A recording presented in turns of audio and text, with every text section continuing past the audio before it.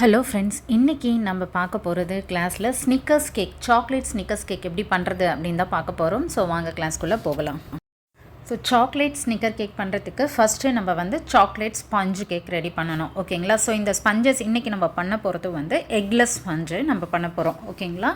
So அதுக்கு first வந்து soft butter, அதாவது நான் அன்சால்டட் பட்டர் எடுத்திருக்கேன் 70 கிராம்.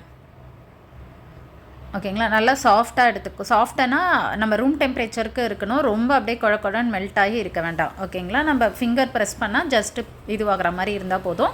இப்போ இதை வந்து நம்ம இந்த ஹேண்ட் விஸ்க்லேயே நல்லா க்ரீமியாக வர மாதிரி பண்ணிக்கலாம். இன்கேஸ் உங்களுக்கு வந்து இல்லை இதில் அடிக்க கஷ்டமாக இருக்குன்றவங்க எலக்ட்ரிக் பீட்டர்லேயும் அடிச்சுக்கலாம், அது க்ரீமியாக வர வரைக்கும். ஓகே, ரொம்ப ஓவர் பீட் பண்ணணும் அப்படின்ற அவசியம் நமக்கு கிடையாது. ஸோ இந்த மாதிரி நல்லா க்ரீமியாக அடிச்சுக்கோங்க.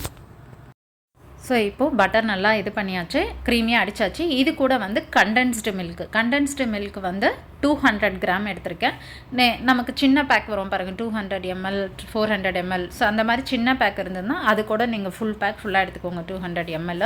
நான் இப்போ மெஷர் பண்ணிக்கிறது கிராம் வைஸ் 200 கிராம் எடுத்திருக்கேன். ஸோ இதை வந்து நல்லா இந்த பட்டரோட நல்லா இன்கார்பரேட் ஆகிற மாதிரி மிக்ஸ் பண்ணிக்கோங்க. இப்போது வாட்டர் வந்து 70 ml. இது கூட வெண்ணிலா எசன்ஸ் 1 டீஸ்பூன். இப்போ நம்ம ட்ரை இன்க்ரீடியன்ஸை இதில் ஆட் பண்ணிக்கலாம். 125 கிராம் மைதா, 15 gram cocoa powder, dark cocoa powder, 1/2 teaspoon baking soda, 1 teaspoon baking powder. எப்போவுமே பேக்கிங் சோடா பேக்கிங் பவுடர் வந்து நல்லா பிராண்டடாக யூஸ் பண்ணுங்கள். நான் யூஸ் பண்ணுற பிராண்ட் வந்து விக்கிஃபீல்டு, இது உங்களுக்கு சூப்பர் மார்க்கெட்லேயே கிடைக்கும். ஓகேங்களா? ஸோ இப்போ நான் வந்து baking soda and baking powder add பண்ணியாச்சு. நான் வந்து 1/2 டீஸ்பூன் யூஸ் பண்ணுறதுனால 2 தடவை பேக்கிங் பவுடர் போட்டிருக்கேன். இப்போ இதை நல்லா சீவ் பண்ணி எடுத்துக்கலாம். இதை வந்து நான் 6 inch டின்னில் தான் வந்து பண்ண போகிறேன், பேக் பண்ணி எடுக்க போகிறேன். அதே மாதிரி உங்கள் ஓவனை வந்து ப்ரீஹீட் பண்ண ஸ்டார்ட் பண்ணிவிடுங்க. 180 டிகிரி செல்சியஸில் பேக் மோடில் மினிமம் 10 minutes ப்ரீஹீட் பண்ணணும். ஓகே, இது கூட 2 டேபிள் ஸ்பூன் பவுடர் சுகர், உங்களோட நார்மல் சுகர் இருக்குது இல்லையா, அதை வந்து நல்லா பவுடர் பண்ணி யூஸ் பண்ணுங்கள். ஓகே,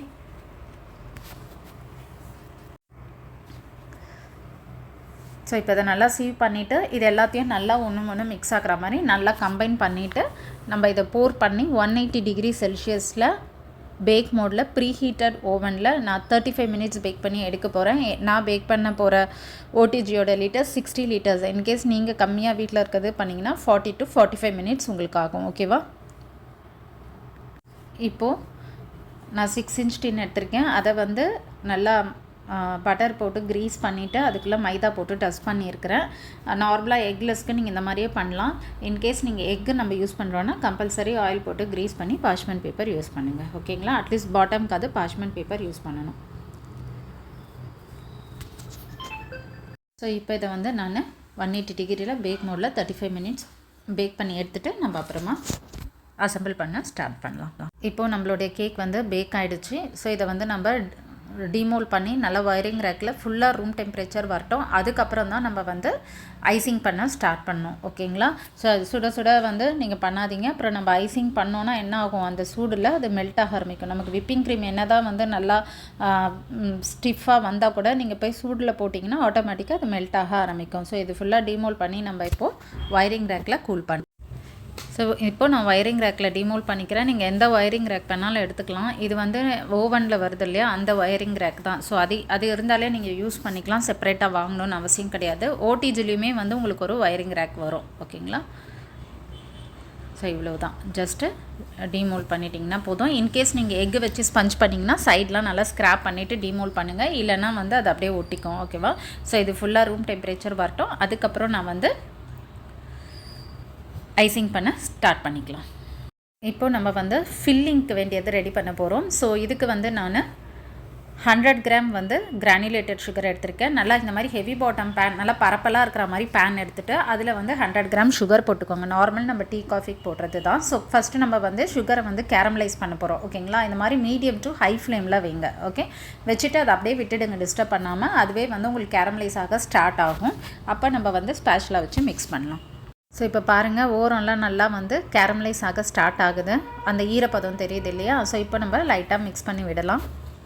ஓகே, இந்த மாதிரி நீங்கள் சுகர் இருக்கும்போது கேரமலைஸ் ஆகும்போது ஸ்பேச்சுலா வச்சிங்கன்னா ஸ்பேச்சுலாவில் வந்து நல்லா ஒட்டிக்கும் அந்த சுகர். ஓகேங்களா? ஸோ நல்லா வந்து கேரமலைஸ் ஆகும்போது உங்கள் ஸ்பேச்சுலாவை வந்து அந்த பேன்லேயே வச்சு நல்லா மிக்ஸ் பண்ணிங்கன்னா அந்த சூட்டில் அதில் இருக்க சுகர் எல்லாம் மெல்ட் ஆகி ஃபுல்லாக கேரமலைஸ் ஆகிடும். ஓகேங்களா?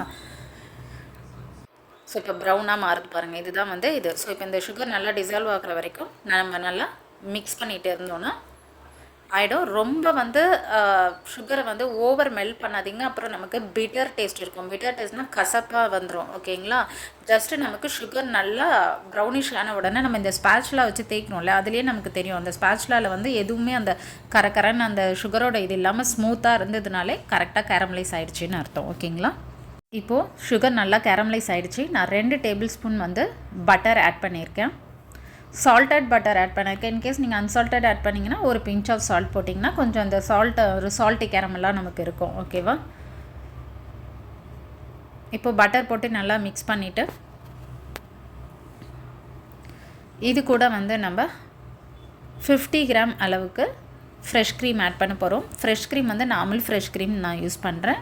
நீங்கள் எது வேணாலும் ஹெவி விப்பிங் க்ரீம் கூட யூஸ் பண்ணலாம். ஹெவி விப்பிங் க்ரீம்னால் என்னென்னா ஒன்றும் இல்லை, இப்போது டைரியிலே வந்து ஃப்ரெஷ் க்ரீம் வரும் இல்லையா? இப்போ அமுலில் நான் ப்ளூ கலர் பேக் யூஸ் பண்ணுறேன். அது வந்து நார்மல் லெஸ் ஃபேட்டு தான், பட் அதிலே ரெட் கலர் பேக் வருது, அது வந்து ஹெவி ஃபேட்டு. ஸோ இந்த மாதிரி ஹெவி விப்பிங் க்ரீமும் நீங்கள் யூஸ் பண்ணிக்கலாம். ஓகே, இப்போது இதை ஊற்றினோடனே கொஞ்சம் நீங்கள் வந்து ஸ்டவ் ஆஃப் பண்ணிவிடுங்க. ஸ்டவ் ஆஃப் பண்ணிவிட்டு நல்லா மிக்ஸ் பண்ணும்போது என்ன ஆகும் அப்படின்னா அந்த சலசலப்புலாம் நல்லா மிக்ஸ் ஆகி சலசலப்புலாம் அடங்கும். அதுக்கப்புறம் நீங்கள் வந்து அதே மீடியம் ஃப்ளேமில் வச்சு நம்ம மிக்ஸ் பண்ணி ஒரு 5 மினிட்ஸ் வந்து நம்ம இதை நல்லா மிக்ஸ் பண்ணோன்னா நம்மளுடைய சால்ட்டி கேரமல் ரெடி ஆகிடும்.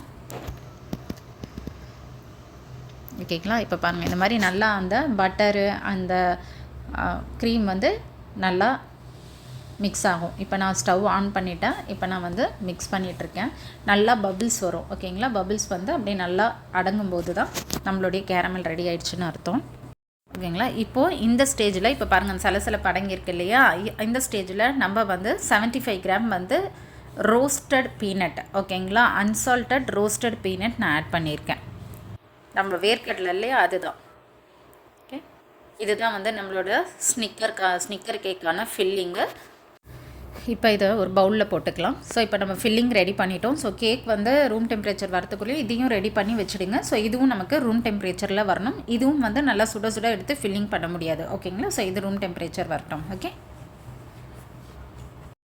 இப்போ நம்மளுடைய ஃபில்லிங்ஸ் வந்து ரூம் டெம்பரேச்சர் வந்துடுச்சு. ஜஸ்ட்டு நீங்கள் வந்து கை வச்சு பாருங்கள், உங்களுக்கு தெரியும். பவுல் ஓரளவுக்கு சூடு கம்மியானவொன்னே கை வைங்க. நீங்கள் பாட்டுன்னு ஃபுல்லாக கை வச்சிங்கன்னா பிடிச்சிக்கும். ஓகேவா? ஸோ இப்போது ஃபில்லிங் நமக்கு கரெக்டாக இருக்குது. நெக்ஸ்ட்டு நம்ம வந்து இப்போது அசம்பிள் பண்ணுறதுக்கு ஸ்டார்ட் பண்ணலாம். ஃபஸ்ட்டு நான் வந்து கேக் வந்து ஸ்லைஸ் பண்ணிக்கிறேன். ஓகே, ஸோ என்னோடய அந்த கேரமல் கொஞ்சம் டைம் எடுக்கிறதுனால இதை நான் கிளிங்ராப் பண்ணிட்டேன். எப்போவுமே வந்து ரூம் டெம்பரேச்சர் வந்த உடனே உங்களுக்கு ஐசிங் பண்ண லேட் ஆகும்னா இமீடியட்டாக கிளிங்ராப் பண்ணிவிடுங்க. அப்படியே ஓப்பனாக வச்சிங்கன்னா ட்ரை ஆகிடும். ஓகேவா? ஸோ இப்போ இதை நான் 3 லேயராக கட் பண்ணி எடுத்துக்கிறேன். ஸோ இந்த மாதிரி கேக் லெவலில் யூஸ் பண்ணி நீங்கள் 3 ஸ்லைஸ் எடுத்துக்கோங்க. ஓகே,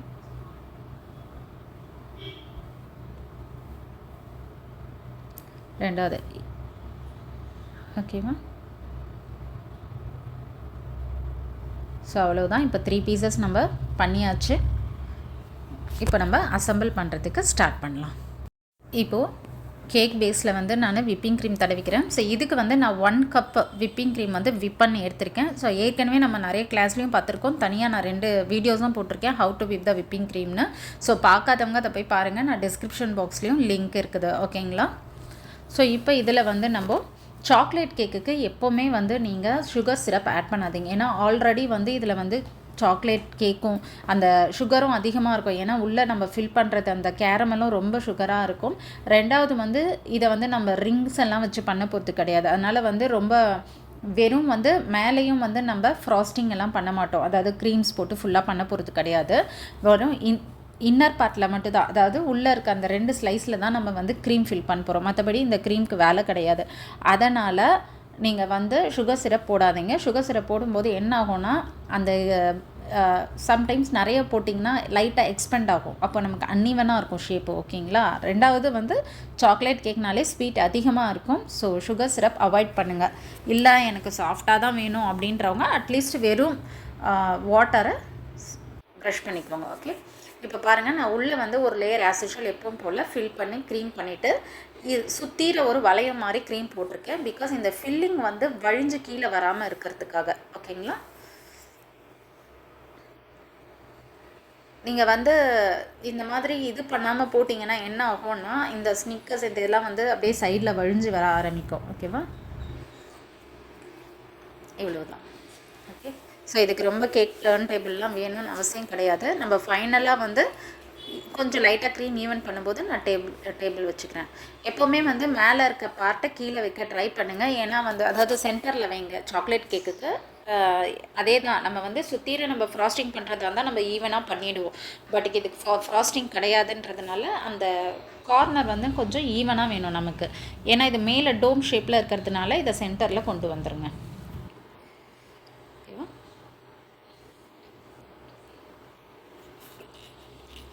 அதே மாதிரி கார்னரில் இது மாதிரி போட்டுக்கோங்க. ஓகே, இந்த கார்னரில் நீங்கள் வளையம் போடும்போதே செக் பண்ணிக்கோங்க உங்களோட கேக் வந்து ஈவனாக இருக்கா. ஈவனாக இல்லாமல் ஒரு பக்கம் சாய்வாக இருந்ததுன்னா அந்த பக்கம் க்ரீமை கொஞ்சம் அதிகமாக வைங்க. அவ்வளவுதான்.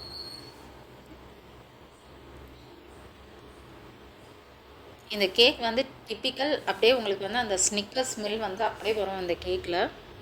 ட்ரை பண்ணி பாருங்கள். ஸோ வச்சாச்சு. இப்போது பாட்டம் இந்த லேயரை வந்து நான் மேலே வைக்கிறேன்.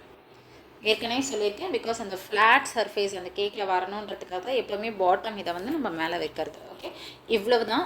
இதை வந்து நம்ம நெக்ஸ்ட்டு ட்ரிப்பிங் பண்ண போகிறோம். ஸோ ட்ரிப்பிங் பண்ணுறதுக்குள்ளே இதை வந்து நம்ம ஃப்ரீசரில் ஒரு 1 hour ஃப்ரிட்ஜில் 1 hour செட் பண்ணி எடுத்துக்கலாம். ஓகேங்களா? ஸோ இப்போ இந்த சைடில் வந்திருக்கு இல்லையா க்ரீம் எல்லாம் வந்து நம்ம ஈவன் பண்ணிக்கலாம். ஜஸ்ட் இந்த மாதிரி லைட்டாக ஈவன் பண்ணிக்கோங்க. அவ்வளோதான். க்ரீம்ஸ் எல்லாம் நீங்கள் வச்சு ஃபில் பண்ணவே வேண்டாம். ஓகே, அந்த வெளியில் இருக்க க்ரீமை ஈவன் பண்ணிவிடுங்க. That's it. இப்போ இதை வந்து நான் ஃப்ரிட்ஜில் 1 hour செட் பண்ணி எடுத்துக்கிறேன். உங்களுக்கு அர்ஜென்ட்டாக இருந்தால் ஃப்ரீசரில் ஒரு 1/2 hour செட் பண்ணி எடுத்துக்கோங்க. ஓகே, இப்போ வந்து நம்ம அந்த கேக் மேலே ட்ரிப்பிங் பண்ணுறதுக்கு நம்ம சாக்லேட் இது ரெடி பண்ண போகிறோம். So milk chocolate 200 gram melt பண்ணி எடுத்திருக்கேன். இது கூட வந்து 50 கிராம் வந்து நம்ம வெஜிடபிள் ஆயில், அதாவது சன்ஃப்ளவர் ஆயில் எடுத்திருக்கேன். இதை நல்லா மிக்ஸ் பண்ணிக்கோங்க. சாக்லேட் வந்து நான் ஓவனில் மெல்ட் பண்ணி எடுத்திருக்கேன்.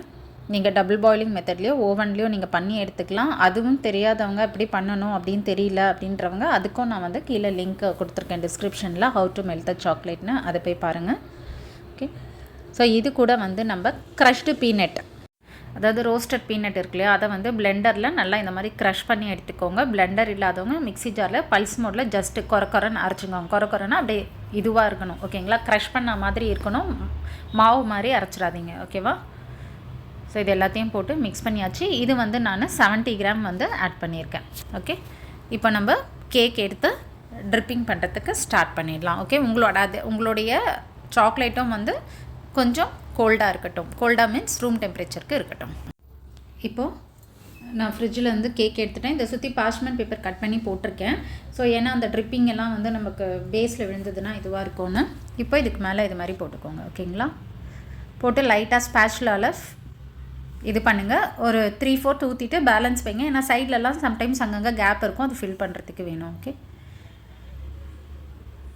இது வந்து நல்லா அப்படியே வந்து நீங்கள் நம்ம ஸ்னிக்கர்ஸ் சாப்பிட்ற மாதிரி அதே ஸ்மெல்லு அந்த மாதிரி இருக்கும் உங்களுக்கு டேஸ்ட்டும்.